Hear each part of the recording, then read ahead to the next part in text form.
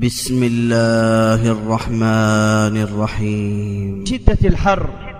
قل نار جهنم أشد حرا لو كانوا يفقهون. اشتكت النار إلى ربها فقالت يا رب أكل بعضي بعضا، فأذن لها بنفسين، نفس في الشتاء ونفس في الصيف، وهو أشد ما تجدون من الحر وأشد ما تجدون من الزمهرير. هكذا يقول نبينا صلى الله عليه وسلم: إنها النار قد اشتكت إلى ربها بأن بعضها أكل بعضا، فكيف بمن هو داخل فيها، وكيف بمن يعذب فيها، وكيف بمن حكم عليه بالخلود فيها.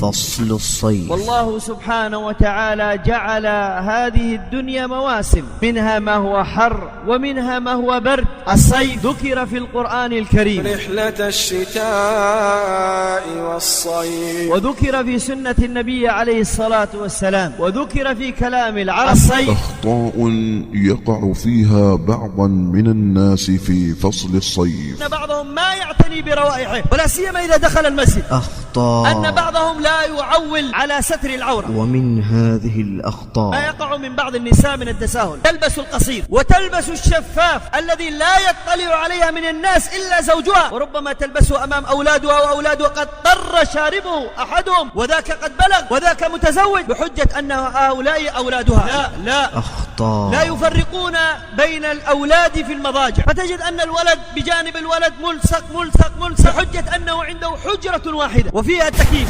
تسجيلات الهدى السلفية بالتعاون مع تسجيلات يوسف الإسلامية تقدم شدة الحر لفضيلة الشيخ أبو عمار ياسر العدني، سائلين الله تعالى أن ينفع بها.